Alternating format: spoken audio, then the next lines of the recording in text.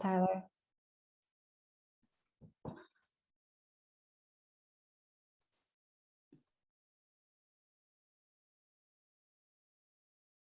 Hey everyone. Oh, it is great to see lots of old friends here. We've got more folks joining. All right. Well, I hope this finds everyone staying safe and well as we're getting up and going. Let's just go ahead. Please use that Zoom chat. Let us know where you're joining us from. I know we have friends tuning in from across the US, from the UK, from Israel, likely elsewhere too. So just let us know where you're joining from. It's always fun to see. While you're doing that, for those I haven't yet met, my name is Terry Babcock-Lumish. I serve as Executive Secretary of the Truman Foundation and CEO of Friends of Truman, which is our nonprofit partner. We at the Truman Foundation have long appreciated our own special relationship with the Marshall community. Many Trumans are also Marshall scholars, and so wear both of those hats with pride. So we're thrilled to be joining forces with the Association of Marshall Scholars for the first time since a really terrific book salon at Andrew and Jackie Klaber's home in New York way back in the before times. Hopefully we'll be resuming such things safely before too long. It's my real pleasure to introduce Lucy Mahaffey, Program Associate at the Association of American Marshall Scholars. So Lucy, let me turn things over to you. Thank you so much. As Dr. Babcock-Lumish said, I am the Program Associate at the Association of Marshall Scholars. I'm also a 2019 scholar, and I'm very pleased to welcome you to this pandemic panel. And first, I just want to thank everyone for joining us today. And I also really wanted to say a special thank you to the Friends of Truman Foundation for working so hard to put this together. And a very big thank you to all the panelists for taking time to share their insights. A small background on the Association of Marshall Scholars. The AMS is comprised of 2,000 Marshall Scholars that are working to strengthen the ties of the US and the UK and the Marshall Scholarship. And historically, this transatlantic alliance has served as a linchpin for liberal democracy and prosperity and peace. And a valuable thread of this relationship has been the Marshall Scholarship, which is an educational program strengthening international exchange in nearly every field of human endeavor. And the AMS hosts monthly in-person and online events. And you can find out more about these on our website. And you can also watch this recorded panel on our YouTube channel, which I'll share. And without further ado, I will turn it back over to the Truman to get started on today's conversation. Great. Thank you so much, Lucy. It's really great to collaborate on our third and what we hope will be our final pandemic discussion. So let's just go ahead and dig in. Despite unprecedented public health efforts to mitigate COVID spread, its ever-growing consequences, we all know, span our globe and underscore the importance of evidence-based informed policies, proactive public health messaging, and coordinated government response. We have a stellar lineup of Truman and Marshall scholars, each subject matter experts, who bring a great deal to bear on this discussion from their respective vantage points. We'll have a bit of a conversation, and we really want to open this up to questions. So please feel free to post those in that Zoom chat box so we can get to as many as possible in this hour that we have together. So let's go ahead and dig in. It's my honor truly to introduce our moderator for today's discussion, someone respected and really beloved in both of our communities, a 2005 Texas Truman and a 2007 Marshall. Sophie Rutenbar graduated from UT Dallas and earned master's degrees from both KCL and the LSE. Today she serves as a planning officer at the UN Integrated Office in Haiti. And so as you can imagine, given all that's churning in country, we do not take lightly you're carving out time for us today, Sophie. So with that, let me leave this in your capable hands. Over to you. Yeah, very happy to join everyone. And it's a real pleasure to, that the internet brings us together in these difficult times, allowing us to cross national borders with such ease. I am very pleased in turn to be able to introduce our three panel members who are all very distinguished in their own ways. Starting off first, Dr. Ben Rice is director of the Predictive Medicine Group and the Computational Health Informatics Program at Boston Children's Hospital and a member of the faculty at Harvard Medical School. His research focuses on understanding the essential patterns of human disease and developing novel approaches for predicting disease.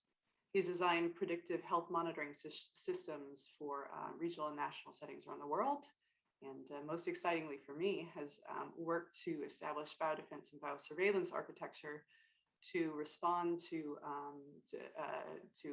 potential phenomena for the Olympic Games, including in Athens and Beijing. Together with collaborators in Israel, he co-authored the first large real-world studies of COVID-19 vaccine effectiveness and COVID-19 vaccine safety this year, both published in the New England Journal of Medicine. This work has received a lot of attention from the New York Times, Wall Street Journal, Times Magazine, and personally, I found it quite interesting. He has been honored at the White House for his work in harnessing social networks to promote health, and was named one of the top health innovators in the world by the U.S. State Department, USAID, and NASA. So thrilled to have Dr. Ben Rice with us here. And then we also have Dr. Jean-Paul Chretien, or JP, a Navy physician and program manager at the Defense Advanced Research Projects Agency, or DARPA, where he develops initiatives to advance biotechnology for medical and public health applications. JP's previous military assignments include the Defense Intelligence Agency, the Office of Science and Technology Policy under President Obama, and the U.S. Marines as a Force Health Protection Officer in Afghanistan. He was a 1995 Truman Scholar and is a mentor in the Truman Albright program. And last but not least, Dr. Elizabeth Rosenthal is the author of the New York Times bestseller, An American Sickness: How Healthcare Became Big Business and How You Can Take It Back, named a notable book of the year by NPR, Wall Street Journal, and the Washington Post. She spent 22 years as a reporter, foreign correspondent, and senior writer at the New York Times, and remains a regular contributor to the New York Times opinion section, including producing some very interesting work over the past year and a half in relation to the pandemic. In 2016, she left her New York Times staff job to become editor-in-chief of Kaiser Health News, a new independent investigative newsroom based in Washington, D.C., focusing on health and health policy that publishes print and broadcast stories in media outlets nationwide. She was named one of the 100 most influential people in DC in 2021 by Washingtonian Magazine, and does a monthly segment on NPR about medical bills. She's won tons and tons of awards. Very impressive. My kids don't think I'm very influential, but that's kids never do. So, interestingly, for this panel, she has a medical degree from Harvard Medical School after spending 2 years as a Marshall Scholar at Trinity College, Cambridge. She also worked as an emergency room physician at New York Presbyterian Hospital, where I went when I lived in New York for a little bit with the UN, and before converting to full-time journalism. So we've got three very impressive doctors, and whose expertise starts with medicine and extends far beyond. And I'm very happy to be here today with you to talk with you a little bit. So for our three panelists, I wanted to start with just a very general, broad question to open with. And I did also want to break, given the subject of today's panel, focusing on lessons learned for the next pandemic, I did also want to put this into a little bit of context. As some people may be aware, our three panelists for sure, the COVID-19 pandemic is sort of I guess the apex of the mountain when it comes to recent pandemics. There have been a handful in the past, in the 21st century alone, including Middle East respiratory syndrome in Saudi Arabia and the Republic of Korea, pandemics of H1N1 and H5N1 influenza, and severe acute respiratory syndrome or SARS, as well as the outbreak of Ebola in West Africa in 2014 and 2015, which killed 11,000 people and led to billions of dollars in an international response to prevent that from spreading further. So, and COVID, of course, dwarfs any of those preceding pandemics, but I think it's important to understand COVID as the greatest and the latest, but also not the last in a series of pandemics. So with that in mind, the past 18 months have seen testing challenges, bitter disputes over mask mandates, the politicization of health guidance, and mixed results of a vaccine rollout. From your different individual points of view, has fighting COVID made the US more or less prepared for the next pandemic than it was before? When the next pandemic inevitably comes, what are the positives and negatives of how the COVID response has laid that ground for another pandemic response? And what are you hopeful about, worried about for the next pandemic? So, Dr. Rice, do you want to start first? Sure, thanks a lot. And it's really great to be here. Can you guys hear me okay? Okay, Yeah. great. So I'll just say briefly that I think unbeknownst to many people around the world, there's been a very quiet but steady scientific cavalry charge of people from all fields and all disciplines really gathering together and trying to address some fundamental questions about immunology, epidemiology, infectious diseases. And the amount of progress, we'll notice it, it'll bear fruits in the next few years when medications come out, new technologies. But from a scientific and medical perspective, I think it's unquestionable that humanity has moved forward as a result of the resources and the focus that has been attributed to this very pressing crisis. From other perspective, governance, epidemiology, readiness of the public, I think everyone who is a graduate or a survivor, depending on how you want to term it, of this pandemic, we've all changed. We're all kind of much more aware of infection risks on a day-to-day basis, and any organization or local government agency is also aware of kind of COVID protocols. So I hope the next pandemic does not come soon enough for everyone to say, "Oh, here we go again." But given the risks, I think we are stronger as a result. We have a lot of lessons that we've learned. I remain cautiously optimistic that some actions will be taken to make us better for next time. But the past has shown that the pressing matter of certain threats gets you to focus, but as soon as they're gone, other priorities take place. We'll have to wait and see. Yeah, I think I'm going to be the Debbie Downer here, I think, because what this has shown to me is that the great science that's clearly going on surrounding this pandemic doesn't matter unless it's translated and moves through the political lens, which has become increasingly complicated and fractured. I happen to be a New York Times reporter in Beijing during SARS. So I've kind of lived through an earlier version of this. And I think what people failed to appreciate in some ways is that when SARS happened in Beijing, yes, it was a different virus, but also travel from China to the rest of the world was really hard. Chinese couldn't get passports. There were very few flights. There were no direct flights. Now we're much more interconnected. So the risk, so viral spread becomes a global problem that can't very well be contained.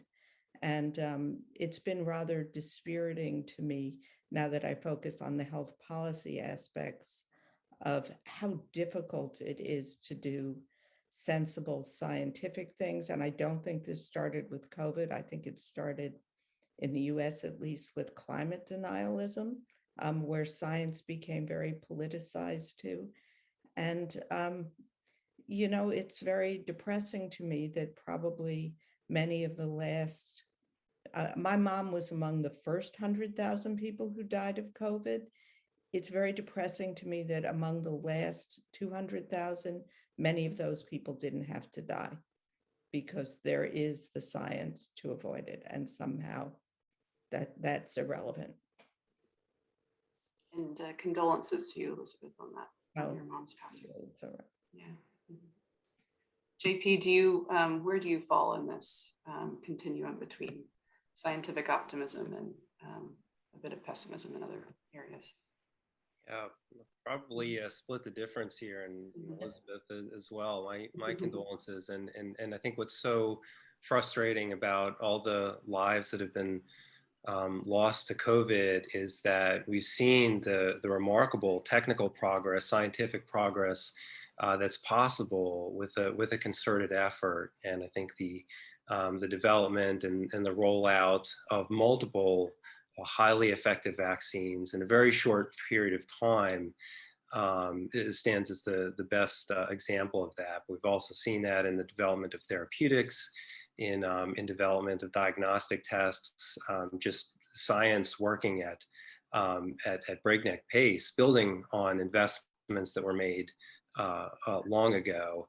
But at the same time, the pandemic has also exposed so many problems with public health infrastructure, with our fragmented public health system for gathering data from laboratories and reporting it up to the CDC, and our capacity at a national level to integrate all those data and make decisions or support decisions in a timely way, and in our ability to understand, where the epidemic is moving and which populations are being affected more than others, and our ability to target resources to vulnerable populations. So all kinds of policy and coordination and infrastructure, public health infrastructure challenges that we may get into more detail about. But I think it shows for me, it shows both the promise in terms of what science can accomplish when there's a concerted effort, and when there's a foundation of investment in the years leading up to the pandemic that gave us the ability to produce vaccines and other products so quickly. But at the same time, the policy challenges that make those investments moot if we don't fix those problems too. Mm-hmm. Yeah, I'd like to dig into some aspects of this that you all have highlighted. I guess maybe to start with maybe the simpler end, certainly not the easier end, but back to Ben. Could you talk a little bit more about, there has, as JP pointed out, there's been the amazing achievement of several vaccines brought out in a very short period of time. Are we in a better place now to look at kind of rapid development of future vaccines? So great question. And I also want to add my condolences to Elizabeth. Very sorry for your loss. Oh, it's my mom, when she died, was in an assisted living facility in New York City, where really nothing, they did everything right and nothing more could have been done. And she was 96 and lived a good life. But what's tragic is what's been happening since the vaccines have been. Absolutely. Yeah, so to continue on from there, and I would say that I think we are in a better place as far as cycle times scientifically. So I have been witness to personally unbelievable amounts of catalysis and efficiency is regarding many international collaborations, crossing disciplines, crossing institutions, crossing languages, because this was the order of the day. And it's amazing when we're all human and it's a virus, and it doesn't matter what field you're from, what country you're from, what institution you're from. And there wasn't even a kind of a question of funding, which people use, or IP protection. There wasn't, all these discussions usually happen at the beginning of academic collaborations. Here, none of that happened. Everyone just jumped in and said, what can I do to help? And as a result, we have amazing amounts of progress. I just want to clarify, when I said IP protection, I'm talking about institutions who usually say, oh, we want to take credit for and be able to monetize. So none of that happened here. People just kind of dove in. The thing that was, I think, most impressive of this, from this effort and from these many efforts, is that it wasn't only people saying, what remedies or technologies do we already have on tap that we can use now? But a lot of people had these kind of ideas in the back of their heads, and they said, well, now's my time to try it. And a lot of people kind of repurposed their labs, repurposed their postdocs, whatever it was, just to work on anything that might help. And again, the general public isn't aware of it yet, but there is a large iceberg of medications and treatments and new biotechnologies in the pipeline. The most famous one being the mRNA, which everyone knows about because of the vaccines. And that mRNA platform is, vaccines are, COVID vaccines are just the beginning of mRNA vaccinations, but vaccines in general are just the beginning of potential applications of mRNA. The implications there could span cancer and other major threats to public health. So we are now living through the beginning of the mRNA era, mRNA therapeutic era. And we may not be aware of it, but in a few years' time, I'm pretty confident we're going to look back on it and say, wow, that was the first, it's like people living through penicillin. They didn't realize that it was a whole new age in medicine. But in addition to the mRNA, I would say that there's every day or every week, we hear from different colleagues of new understandings of the immune system's ability to control these cytokine storms, which are kind of unfortunately the thing that usually puts people in very bad shape towards the end stages of ARDS, of COVID-19 illness. And these are fundamental problems in immunology that scientists have been hoping to crack for decades. But now with this focus, the urgency, and the resources, I think we're really making huge strides. So from that perspective, I would say scientifically, we're in much better shape than we were.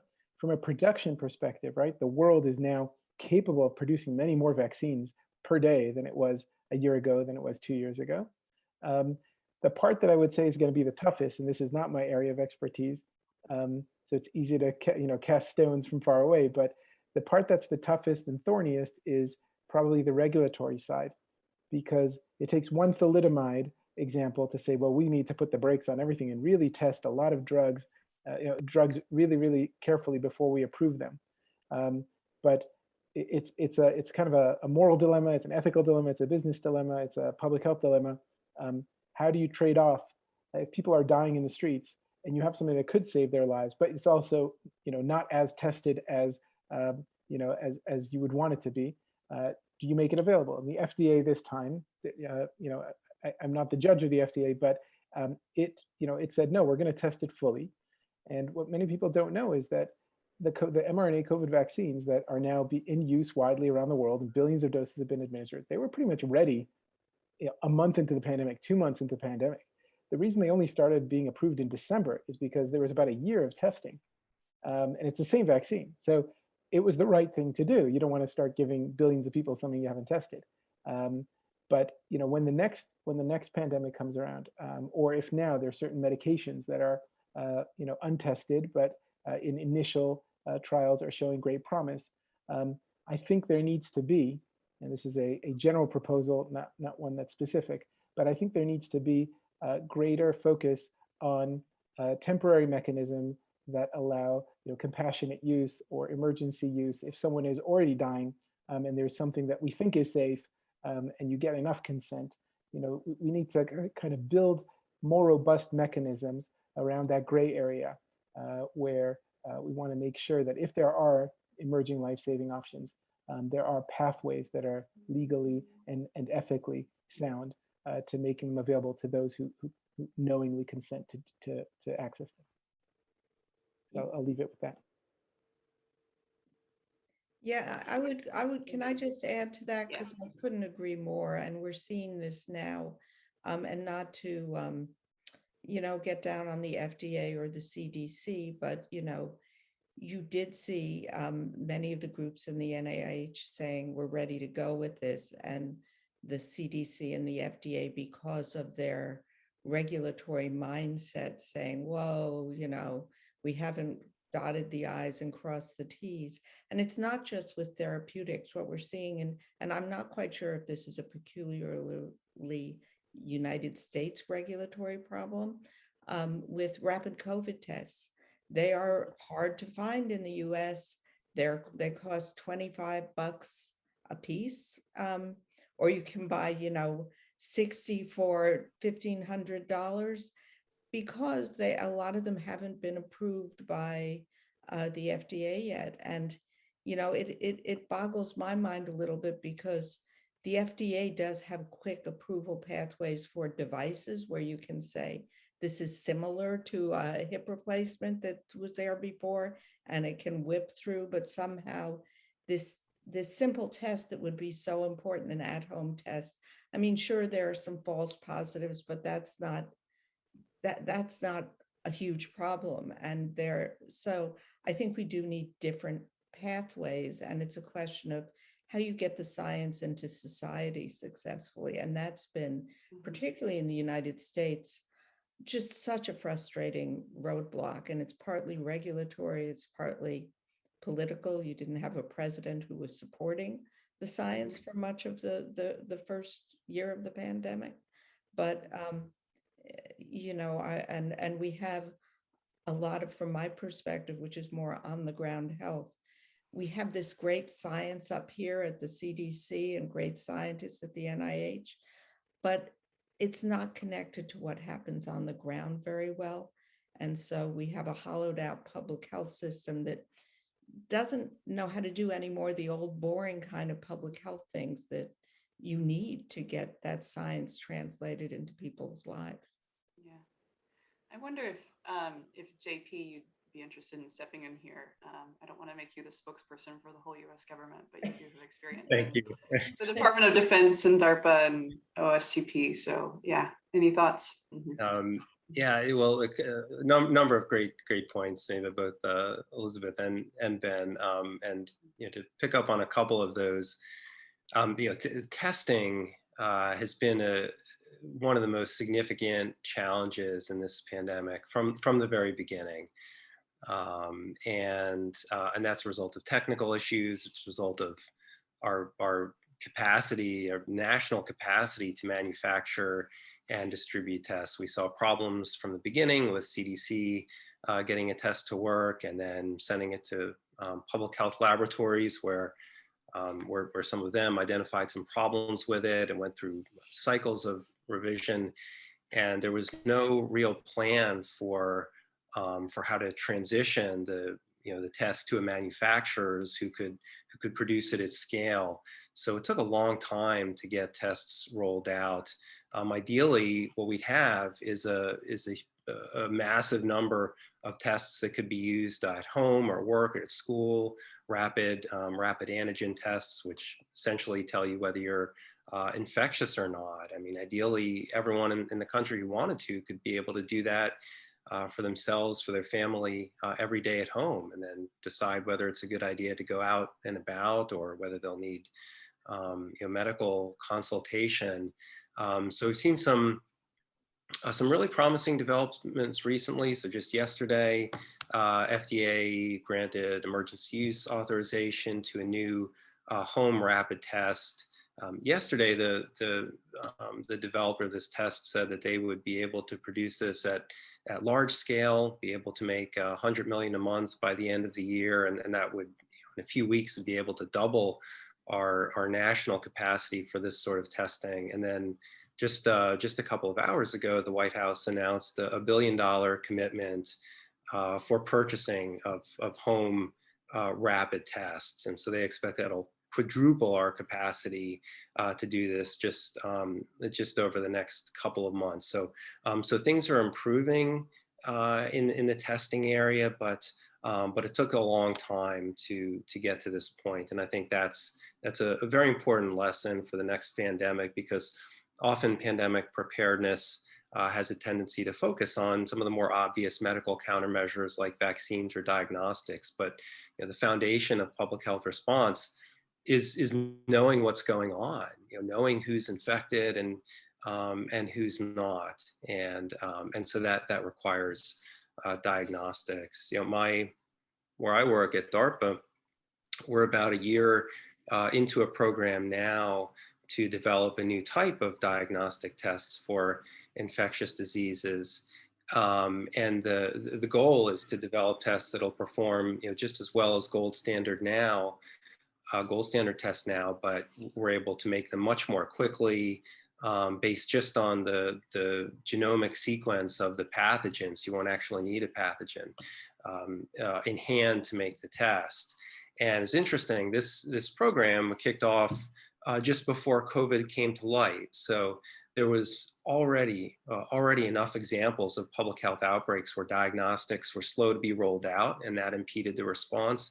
There are already enough examples of that for DARPA to make a major commitment to developing a new type of diagnostic test just before COVID. So the other point I'd like to pick up on is that this type of diagnostic test that we're working on at DARPA is a platform technology, and Ben used that term, and I think that's very important. mRNA vaccines are platform technologies. So, the general approach is to develop a system that can quickly be adapted to a new threat. And I think that's super important for the next pandemic, because we don't know what it's going to be. It could be a coronavirus, it could be influenza, it could be something else. And so we can't anticipate what it's going to be. So we need to, we need to develop specific measures against pathogens that we know we're going to see again, like flu. But we also need a capability to rapidly produce things to fight pandemics from something that's totally new. And so, the reason that we got mRNA vaccines so quickly is that as soon as that first genome sequence of the COVID virus was published online, vaccine manufacturing could begin immediately. The initial development could. And so same idea with this type of diagnostic test we're working on. As soon as the sequence is available, we can spin out a new test. So we're going to, one of the challenges we've built into our program is 24 hours. So as soon as the sequence is made available, within 24 hours, we want a diagnostic test. So having that type of adaptable, agile capabilities to respond to the unexpected, I think is an important lesson from this that carries, across the board from, from the very technical aspects to kind of public health and data infrastructure, since, we don't know what's coming next. Can I pose a question to the two more science people, since and I'm going to date myself now. I was a physician during HIV/AIDS, so I saw all the new drugs and technologies that came out of that. And I'm, as someone who's concerned about the business of healthcare, when you say, I think it's great that, the president announced $1 billion to buy these things, but they're really cheap in another country, and we depend on the market to commercialize things which scientists develop, and that has proved very dysfunctional. I mean, I remember when the COVID tests first, the PCR tests first came out, people would, and Medicare said, we're going to pay $100 for them. A lot of the labs said, well, that's not enough, so I mean, should we have, and I'm not saying that all medicine should be nationalized or we need a national health system, but there are certain things that the market doesn't respond to very well. Just as a quick example, like when COVID first came, people would say to me, well, why don't hospitals have, extra ventilators? And I'm like, are you kidding me? They don't stock for a pandemic they hope will never come. They stock a lot of hip and knee prostheses because that's how they make money. So I just think what we've seen is amazing science, and the business considerations becoming a bottleneck for that science getting out into the real world. And I think, particularly in the US, we have to resolve that, because testing is plentiful and really cheap in a lot of Europe now. And here we have to spend $1 billion to incentivize and buy and sell it. So I don't know, that's just where I'm coming from, but. Any thoughts on that, JP or Ben?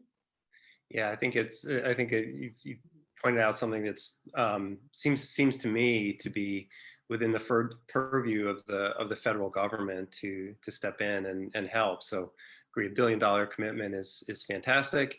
Should it be more? It is sort of envious seeing images from friends in Europe who have just piles of home tests, sitting in the corner, sitting on their dining table, and they're having to say, no, I don't need any more. The school tries to send more home with the kids, and they just can't take any more. And here the situation is very different. And I remember the Zika outbreak back in 2015 or so was about the time when it became a concern in the US. We started to have some cases here. And so manufacturers, diagnostic test manufacturers, started making a lot of Zika tests. And then the epidemic eventually fizzled out in the United States. And there's no one to buy the tests. And so I think some of the manufacturers felt that they had been burned then, they'd been encouraged to make these. And so, I mean, just my personal view, not speaking on behalf of anyone else, but personal view is that this is a role for the federal government to be there to assure that there will be someone to purchase the diagnostic tests or the other technologies that are being made. Mhm. Anything to add to that, Ben? No, I think it was well said. So I'll let you get to the next question. Yeah. Mhm. Yeah, certainly. I think this conversation is pointing at the need for kind of, I guess, greater government, a greater government role in preparedness. What comes to mind for me is there was an op-ed published, I guess, maybe about 3 weeks ago, and I can't remember the name, but calling for kind of a different approach to producing generic drugs, and pointing out the closure of the kind of last facility in, I believe, Pennsylvania that was producing generic drugs domestically. And so, yeah, any further thoughts? If not, I've got another question I'm very curious about. Okay. I guess we've talked a little bit about the kind of vaccine development, sort of, I guess, maybe the end of the response. I'd like to talk a little bit about the surveillance, the kind of, how do we see that something's coming and formulate an appropriate plan to respond. Obviously, this was a huge issue. I know in the Ebola epidemic in 2014, 2015, it took 3 months and global spread before it was really recognized as something that was beyond the capacities of the regional health organization and WHO. And obviously, I think the response was a bit quicker this time, but maybe we can start with Ben. What are your thoughts on kind of where we are in terms of surveillance preparedness to kind of identify the next pandemic on the early side? It's a great question. So a colleague of mine and also of JP's, and I think others, called John Brownstein, started a few years ago something called healthmap.org, which was a Google Maps and Google News mashup. And it basically automatically found mentions in Google News of local outbreaks, elderly man, stomach virus, right? So it kind of picked up all these data points and then put them on a map. And through this very straightforward, but obviously much more complicated in the background approach, was able to identify, he showed, John and his colleagues showed that they were able to identify outbreaks before the public health system, before the WHO, before various other kind of more existing frameworks.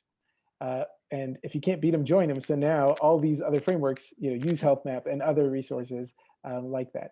I know many of us have been visiting the Johns Hopkins site, to see, and Our World in Data, right? There's all these websites that everybody now has on their browsers. So I think someone had mentioned, I think you had mentioned that today the world is much more connected, and that means we have faster spread. You can't really contain something to to one city or one country. And I think the plus side of connectivity is that information also spreads, and spreads even faster than airplane flights. So I think kind of standardizing the reporting to enable these kind of real-time monitoring approaches is really important. There's no real way to map all bugs at all time everywhere in the world, right? We can't put sensors in every in every tissue and every restaurant and every restroom, etc., to see which bugs are out there. So I think it's really tough to actually monitor these things. There are creative approaches. Some municipalities are starting to monitor wastewater because certain viral particles make it through, to the wastewater in a way that you can actually, sewage systems, you can actually track what's going on there. So that's a interesting, if not unique, approach to surveillance. But I think we really should get these multiple modalities up and running, and we can have a certain degree of situational awareness. I think that there's only a certain speed that we can expect the world to shut down or start, putting flight closures, and I don't think that'll ever be fast enough to contain something, because by the time there's enough cases of something, if it's really a dangerous bug that's going to spread, by the time it's big enough to cause a local hassle, it's probably spread to somewhere else, and it's already causing local hassles elsewhere. So I'm not too optimistic that we'll ever be able to trap something in place in time, unless it's not that dangerous, in which case, it's not that big of a threat anyway. But kind of a super spreader virus that emerges, I think it's really hard to keep it in one place. I think with these platform technologies that JP also mentioned, I think our response, our scientific response, is going to be faster. And so I think our approach should be, let's look at reality in the eye and say there's going to be another pandemic, hopefully not for a long time. It's going to strike. It's going to start spreading before we can contain it. Okay, now what? Well, if we do have platform technologies that can, design vaccines and manufacture them very quickly. So apart from social distancing to kind of flatten the curve and slow things down, can we build a realistic pandemic regulatory arm for testing devices, for vaccines? Can we build ethical and policy frameworks to enable people who want to, access things before they've gone, when they've gone through this amount of testing, that amount of testing, and kind of work out the legal liabilities around that. It's a tough problem, right? There's no easy answers there, but I think the answer of there's either 0 or 1, either everybody can use it or nobody can use it. It's either fully tested or not tested at all.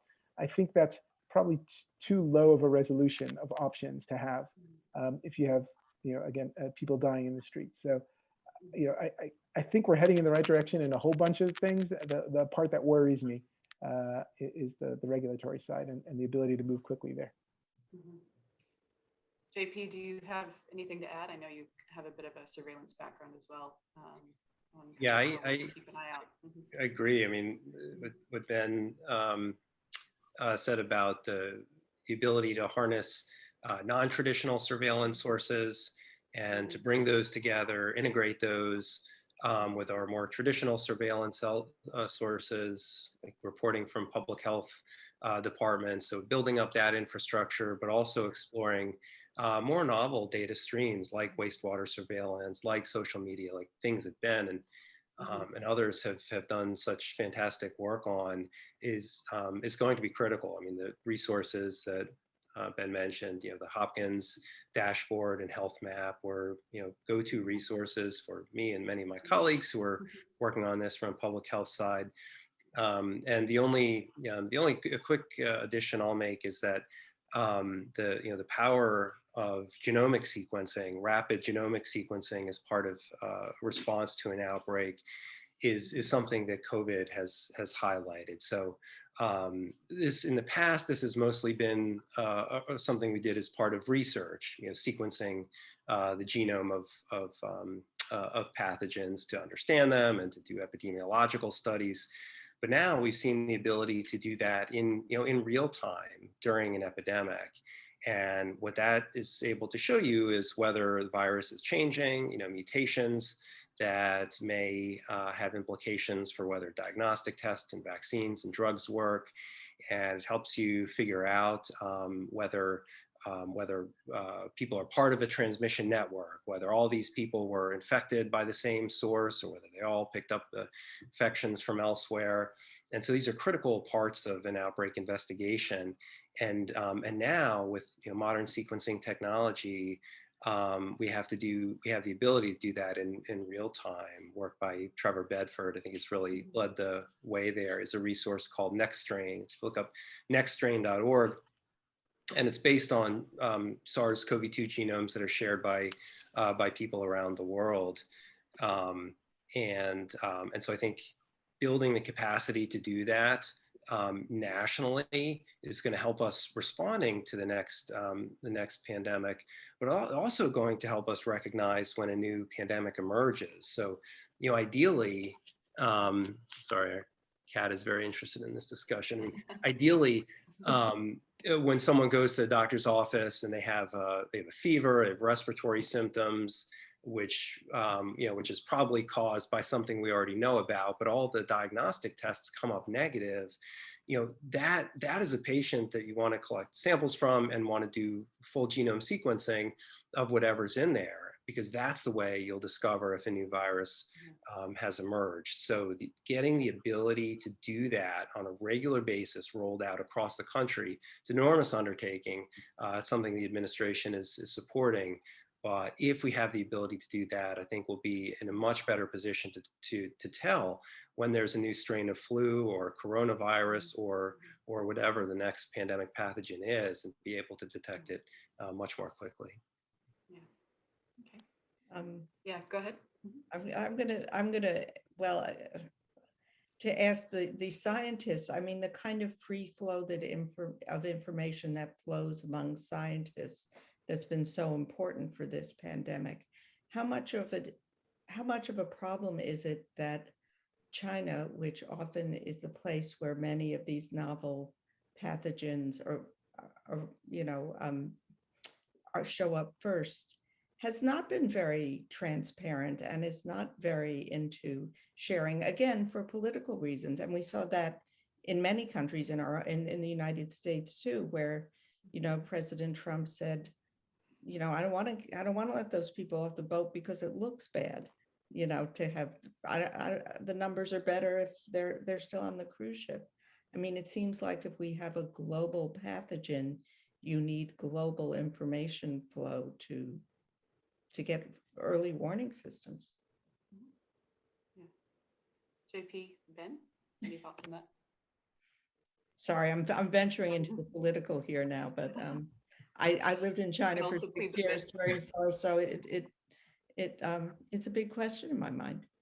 Yeah, just a couple of quick comments. I know this has been a point of frustration during the pandemic, and we see it now with the question of where did this virus come from, and it sure would be helpful if all of the all the people who had information that might be relevant to that question could share it. And but we know some countries are not transparent. I mean, the World Health Organization has long recognized this, and this was the reason behind their efforts starting back in the 90s to revise the international health regulations, which is an old system where the WHO relied on reporting from member states about outbreaks or diseases of international concern that were happening in their countries.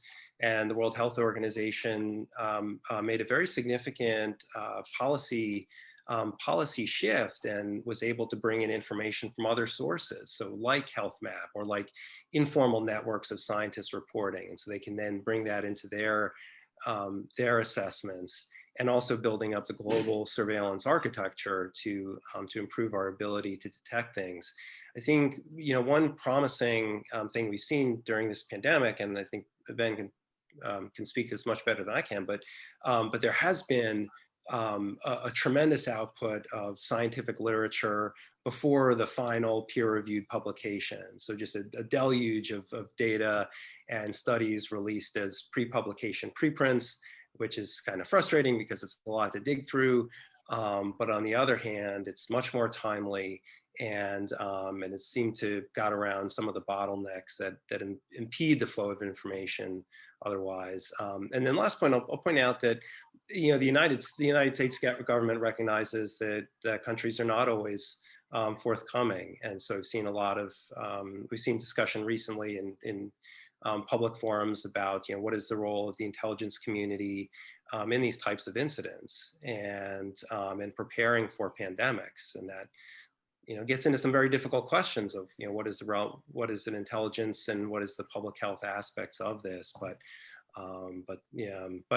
so don't have an easy answer, but I think there are some promising developments that hopefully will set us up better for next time.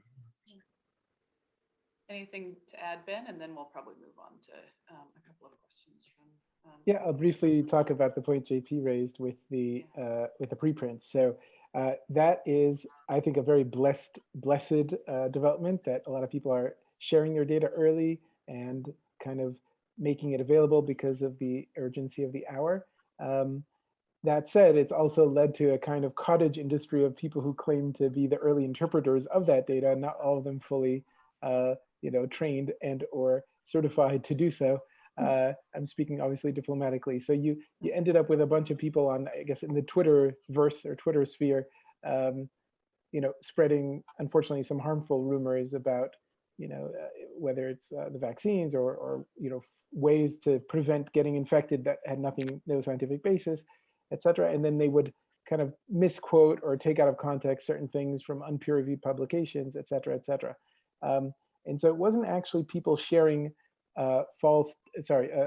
non-sound data as a preprint. That wasn't the problem. It wasn't that scientists were kind of putting shoddy science into the preprint servers.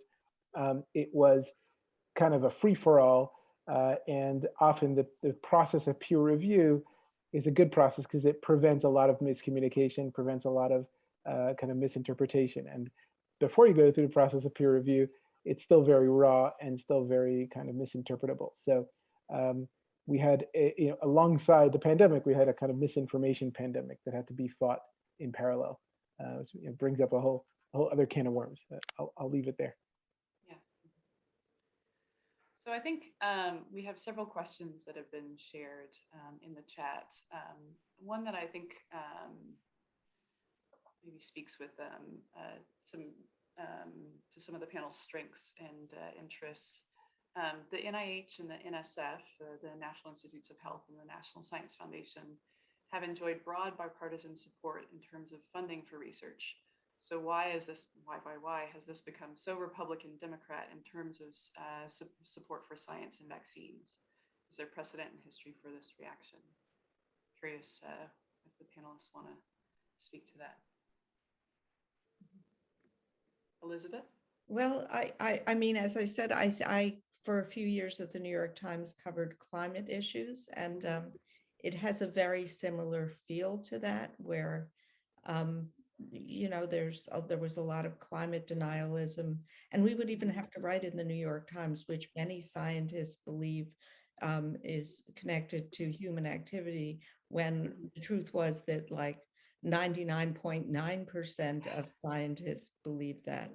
So it is a bit baffling to me, and I particularly so because I do think you can point to the Trump administration's Operation Warp Speed as a great success. So it's really ironic now that much of the vaccine denialism is among supporters of the former president, that it's become that politicized.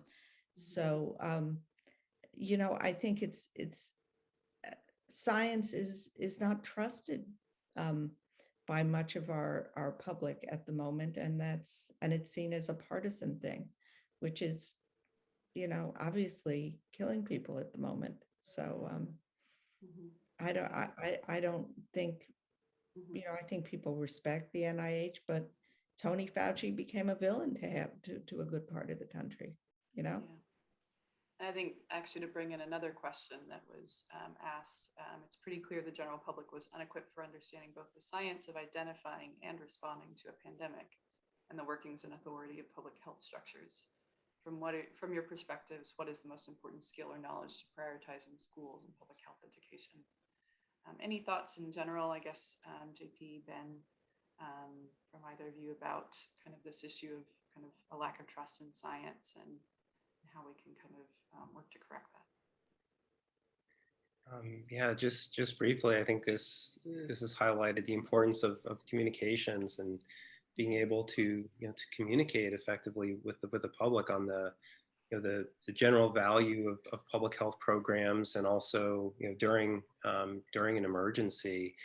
Public health is something that is for most people is just in the background, and you don't even think about it. It's like not thinking about whether your water is safe to drink or the air is okay to breathe. And so most people only become aware of the importance of public health when there's a breakdown, when there's a huge outbreak, and they or people they know are affected, and it's impossible to get a hospital bed, and then it becomes very clear how important this infrastructure is. So I think being able to communicate to different groups, being able to understand how different communities are being affected by a public health emergency, and being able to engage them specifically, I think is especially important. Yeah. Ben, anything to add?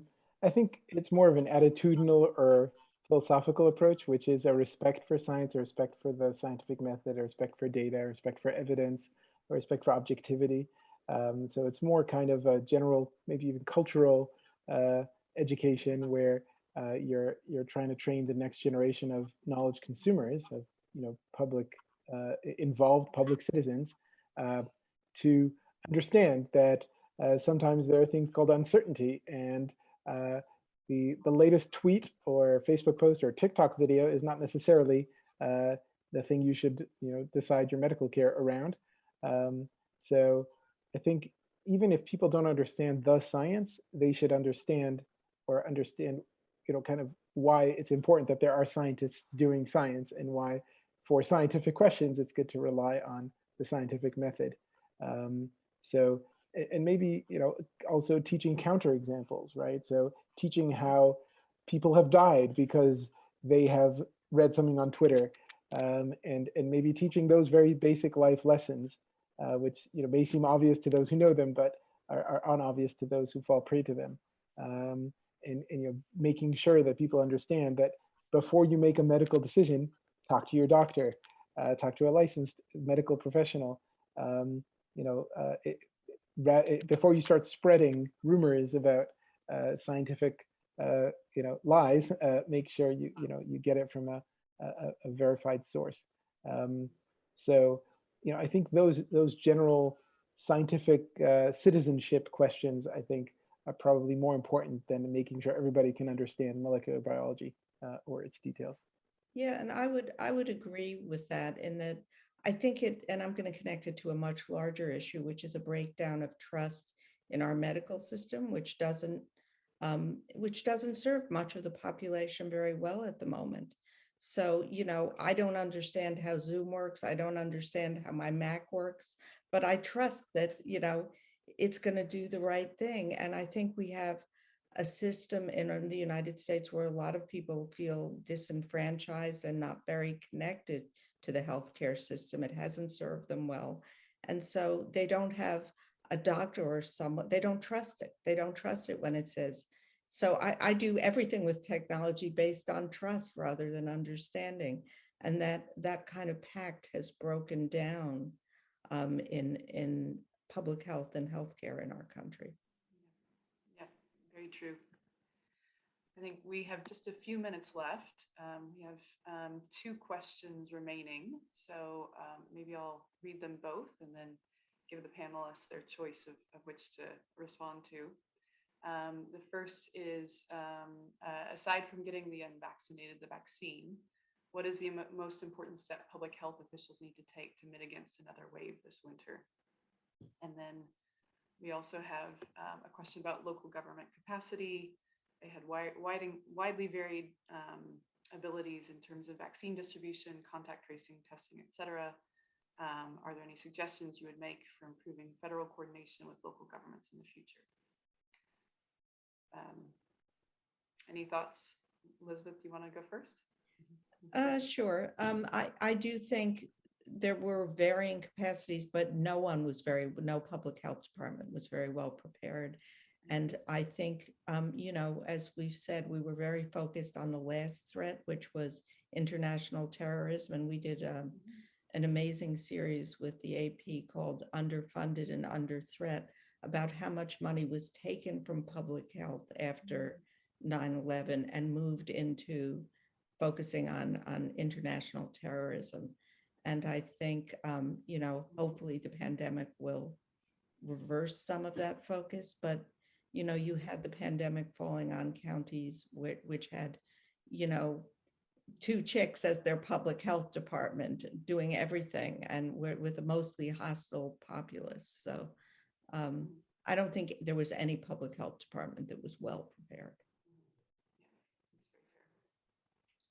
that's very fair. JP, you want to go next?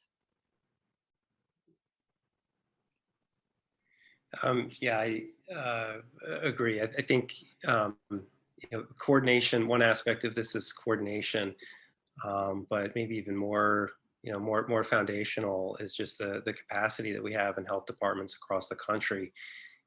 And COVID has shown us that we don't have the infrastructure. We don't have the public health infrastructure, the lab infrastructure, the digital infrastructure to communicate information.